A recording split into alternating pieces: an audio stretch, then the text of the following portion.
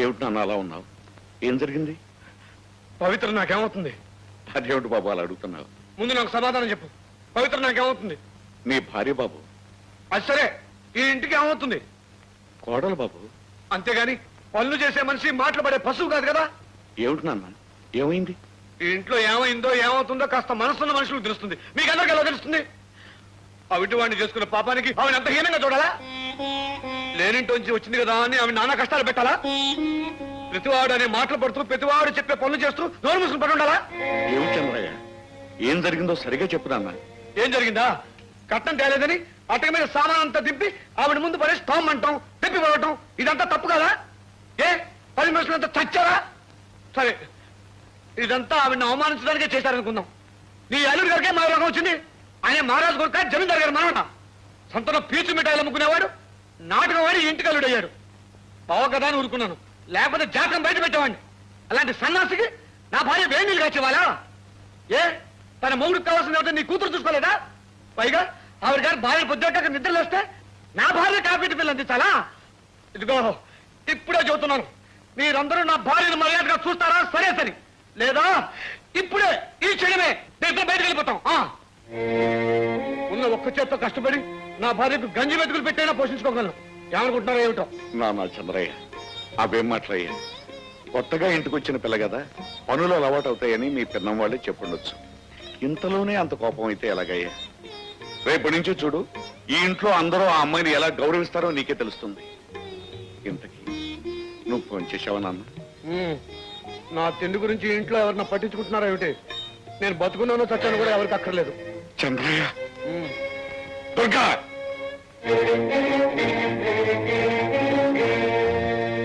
ఏమే దుర్గా, అబ్బాయి అన్నం తిన్నాడా లేదా అన్న ఆలోచన ఎవరికి అక్కర్లేదా? ఆయన ఎవరో భోజనానికి పిలవలేదట. అయ్యయ్యో, అబ్బాయి అన్నం తినలేదన్న సంగతే నాకు తెలియదండి. కోళ్ళు ఉంది కదా, వడ్డించే ఉంటుంది అనుకున్నాను. ఏమ్మా, మీ ఆయనకు అన్నం పెట్లా? ఏమిటి, మా ముద్దుల బావ బంగారు కొండ అన్నమే తినలేదా? అయ్యయ్యో, ఎంత ఘోరం, ఎంత అపచారం! అత్తగారు, మీరు అత్తగారు కాబట్టి బతికిపోయారు, లేకపోతే ఏం చేసేవాడో నాకే తెలియదు. అన్నమే తినలేదా? నిద్రమోహమా, మీ అన్నయ్య అన్నమే తినలేదా? సంగతి పట్టించుకోవే. అయ్యయ్యో, అన్నమే తినలేదా? బావగారు, మీరేం బాధపడద్దు, మీకు స్వయంగా నేను వడ్డిస్తాను. అన్నమే తినలేదా? రండి బావగారు, రండి. ఆశీనులు కండి, సరిగ్గా ఆశీనులు కండి. పాపం చాలా ఆకలి మీద ఉన్నారనుకుంటాను. అన్నట్టు చేయి కడుక్కున్నారా? చిచి, మీది అమృత హస్తం, కడుక్కోవలసిన అవసరమే లేదు. మా అమ్మా నాన్న ఆనాడే చెప్పారు నాకు, ఒరే వెధవా, ఇల్లరిక పలుడుగా వెళ్ళొద్దురా అని. వినిపించుకోలేదు, ఇక్కడ పని మనిషిగా మిగిలిపోయాను. మామగారు, మీరు ఇద్దరు ఆడపిల్లల్ని కనాల్సింది. అదేమిటల్లుడు గారు, ఇద్దరు పని మనుషులు దొరికేవారు మీకు. తినండి బావగారు, తినండి. నా భార్య ఇంకా భోంచేయలేదు, తను నాతో పాటు తింటుంది. దానికి ఏం చేయమంటారు మమ్మల్ని? పోనీ నేను బయటికి పోనా? అలాగే, మరి వీరు మీ కన్న తండ్రి. ఎవరు ఇక్కడ ఉంటాను వెళ్ళలేదు, అందరు వెళ్ళండి. మామగారు, మనం చెట్లమ్మటా పుట్లమ్మటా తిరిగొద్దాం, వారి భోజనం అయ్యే వరకు. రండి. చిన్నప్పటి నుంచి ఇంతే, అనుకున్న పని జరిగి తీరాల్సింది. పదం, అన్నీ మా నాన్న బుద్ధులే.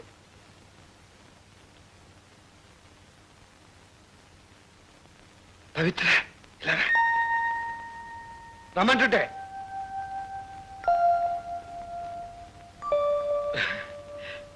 ఎందుకలా భయపడుతున్నావు? నువ్వు ఇంటికి రానివి, కాలు మీద కాలేసి కూర్చో. కూర్చో.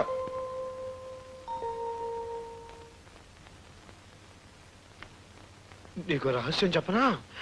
నాకు అసలు ఆకలే లేదు. ఎందుకలా చెప్పాను ఆశ్చర్యపోతున్నావా? ఊరికే అలా చెప్పాను. నువ్వంటే నాకు ఎంత ఇష్టమో వాళ్ళకి తెలియాలని అలా బెదిరించేశాను. కానీ నేనంటే నీకు ఎంత ఇష్టమో నాకు తెలియాలి కదా. నేను మనసులో ఒకటి అనుకున్నాను, ఆ పని నువ్వు చేసి చూపించాలి.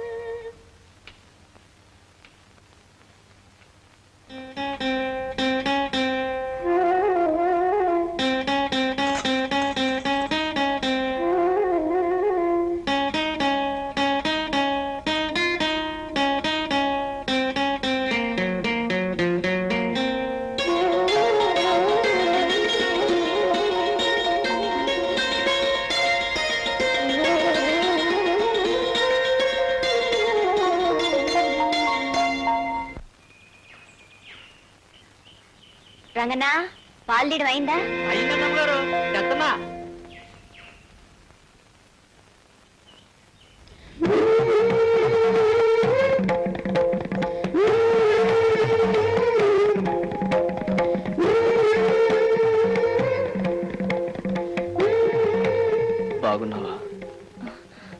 ఒకసారి నీతో మాట్లాడాలి. అలా చెరువు గట్టు దగ్గర రాగలవా?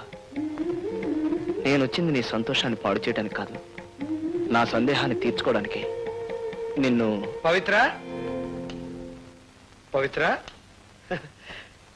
ఎవరైనా? మాది పక్క ఊరేనండి. నేను ఒక పావురాయిని ప్రేమగా పెంచాను. పని మీద పట్నం వెళ్ళొచ్చేసరికి అది నా గూడొదులు పెట్టి వెళ్ళిపోయింది. దాన్ని వెతుక్కుంటూ వెళ్తుంటే దాని గొంతు వినపడి ఇక్కడ ఉందేమోనని వచ్చాను. అబ్బా, దాని గొంతు గుర్తుపట్టేంత మచ్చిక చేసుకున్నారనమాట. నాకు పావురాలంటే చాలా ఇష్టం అండి, నేను పెంచుతున్నాను. అదిగో మా పావురాలు, దాంట్లో మీ పావురం ఉందని చూద్దరు కదా, రండి రండి.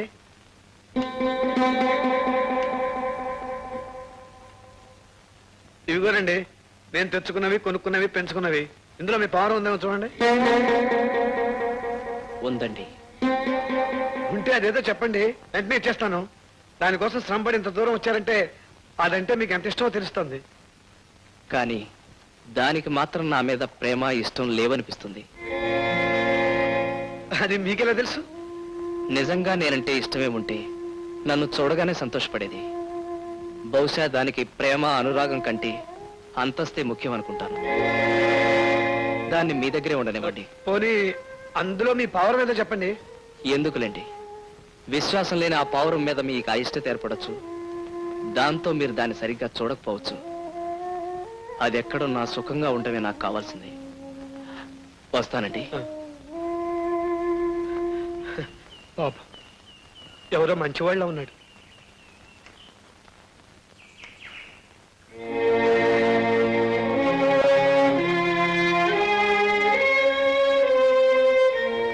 పవిత్ర, కాఫీ పట్టరా. వెంకన్నపురానికి చెందిన శ్రీ చంద్రయ్య గారి కోడికి, కోడిపల్లికి చెందిన శ్రీ ఈరయ్య గారి కోడికి పందెం జరగబోతున్నాయి. ప్రతి ఏడాదిలాగే పందెం అయిన తర్వాత కోపంతో కొట్లాట్లు దెబ్బలాట్లు చేసుకోకుండా అందరూ ఇందులో పాల్గొనవలసిందిగా కోరుకుంటున్నారు. చంద్రయ్య గారి కోడికి గెలుస్తుంది చూడరా. నా పందెం 100. 50కి 100 ఇస్తానురా. 50 నీకు 100 రా. మా కోడి గెలుస్తుంది.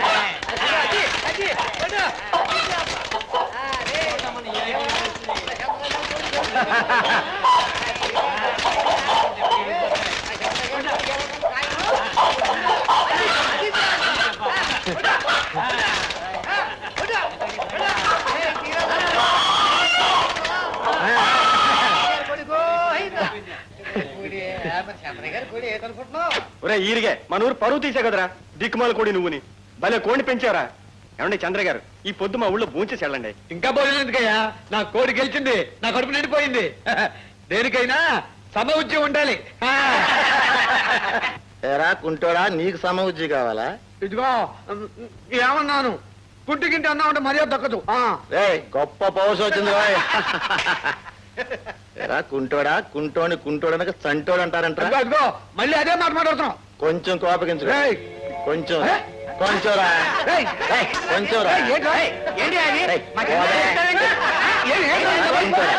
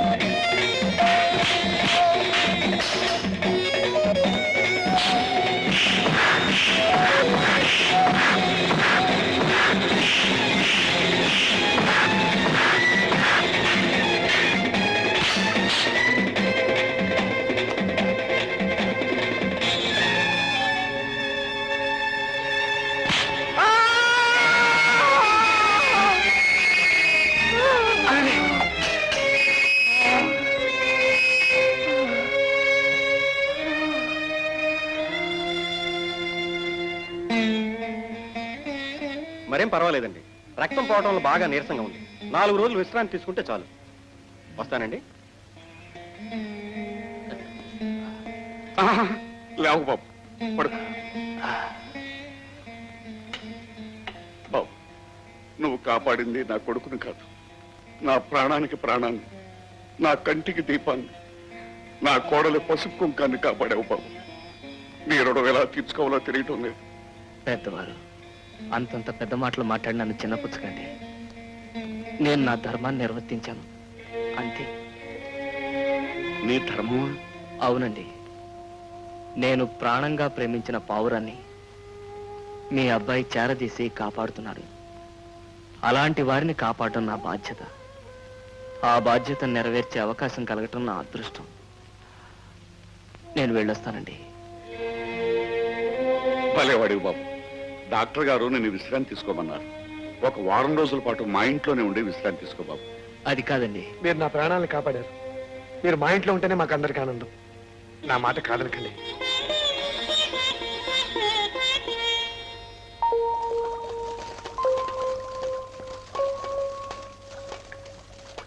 పవిత్ర,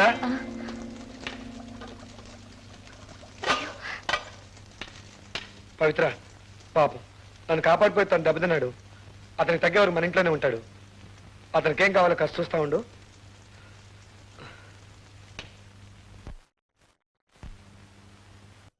మేమంతా నీ సొంత మనుషులు అనుకో. మీరంత అభిమానం చూపిస్తుంటే నాకు భయం వేస్తుందండి. భయమా? ఎందుకు? ఎవరైనా నా మీద అంతగా ప్రేమాభిమానాలు చూపిస్తే వాళ్ళకి నేను దూరం అవుతాను. అదేం కుదరదు. మా నాన్న మాట అంటే మాటే. నువ్వు వెళ్తానికి వెళ్ళలేదు. నన్ను మనసారా ప్రేమించి పెళ్లి చేసుకుంటానని ప్రమాణం చేసిన అమ్మాయి మాట కంటేనా? అంటే నీకు ఇంకా పెళ్లి కాలేదా? ఏ ఎందుకని? ఉసై ఊర్మిళ, మీ నాన్నకి రాను మతిపోతోంది. అదేమిటండి? మరి లేకపోతే ఏంటి? ఆ కుంటాన్ని కాపాడిన కుర్రబెదవని శభాషణ మెచ్చుకుని సాగనంపైక ఇంట్లో పెట్టుకుంటాడేంటి? పైగా వాడు పోతాను మొర్రో అంటుంటే ఉండు నాయనా అని బతిమాలతాడేంటి? అది కాదండి, ఎల్లుండి మన ఊళ్ళో అమ్మవారి జాతర ఉంది కదా, అక్కడ అన్నయ్య కాలు చెయ్యి బాగుండాలని వదిన మొక్కుంది. ఆ అబ్బాయి మనసులో కోరికలు కూడా మొక్కోమని నాన్న చెప్పారు. వాడికి ఏ కోరికలుంటే మనకేమే, అవి తీరకపోతే మనకే సాగనం పేయచ్చు కదా. మీకెందుకండి అంత బాధ? వాడు ఎవరు సొమ్ము తింటున్నాడు అన్నది కాదే ప్రశ్న. రాత్రి అయ్యేసరికి శివరంజన్ రాగంలో ఆ ట్రాజడీ పాటలేంటే బాబు, వింటుంటే నాకు కూడా దుఃఖం వచ్చేస్తోంది. చిలక కొట్టుడు కొడితే అని హుషారు పాటలు పాడొచ్చు కదే. మొదలెట్టావు గురక. జో అచ్యుతానంద జో జో ముకుంద లాలి పరమానంద లాలి గోవింద లాలి.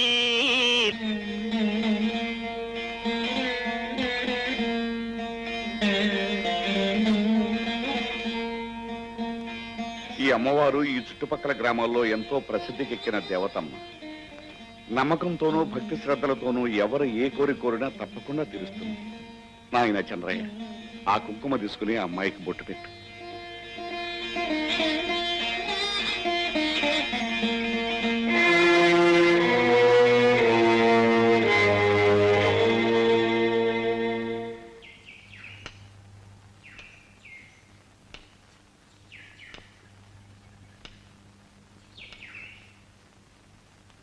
అమ్మా పవిత్ర, ఈ కాగితం మొక్క మీద నీ మనసులో ఉన్న కోరిక ఏమిటో రాసి ఒక ప్రదక్షిణ చేసి ఆ అమ్మవారి శూలాన్ని కట్టమ్మా. నీ కాపురంలో ఉన్న లోటేమిటో నీకు తెలుసు కదమ్మా. అది నా నోటితో నేను చెప్పకూడదు. అది తీర్చమని అమ్మవారిని వేడుకో అమ్మా. బాబుకి ఇస్తాయా? నీ మనసులో ఉన్న కోరిక కూడా ఈ కాగితం మీద రాసి కట్టవయ్యా, తప్పకుండా నెరవేరుతుంది.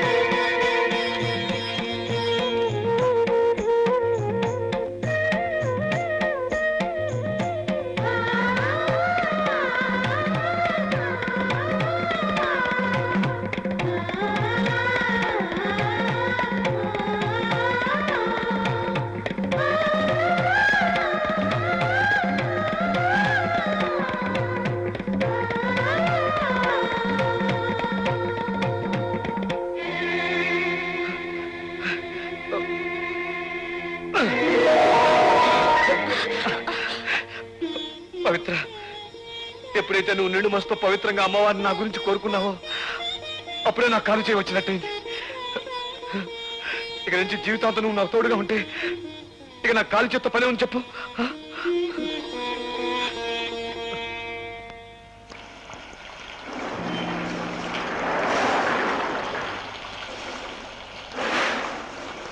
ఏమిటి పవిత్ర ఎలా వచ్చావు?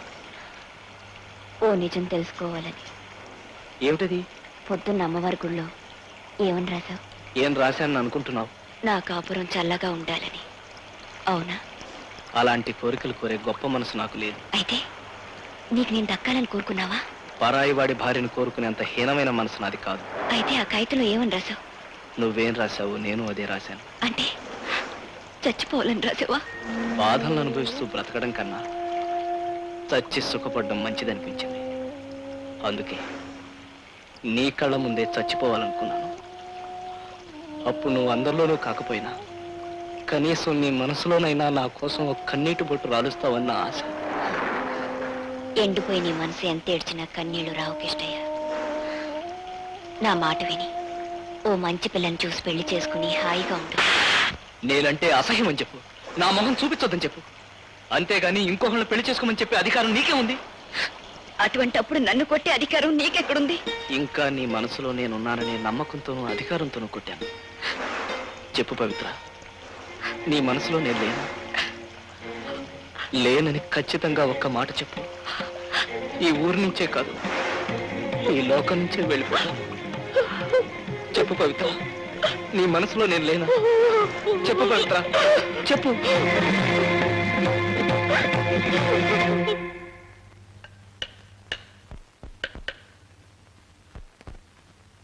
ఏమిటలా చూస్తున్నావు? అక్కర్లేదని విశ్లేషణకరణ మళ్ళీ ఎందుకు బాగు చేస్తున్నానా? ప్రాణం ఉన్న మనుషులు నమ్ముకుంటే వాళ్ళు మోసం చేస్తారు, మనసులు మార్చుకుంటారు. అందుకని ప్రాణం లేని కర్రను నమ్ముకుంటే అది నన్ను విడిచిపెట్టకుండా కలకాలం నాకు తోడుగా ఉంటుందని. నిన్ను అనవసరంగా తొందరపడి పారేశాను, నన్ను మన్నించు.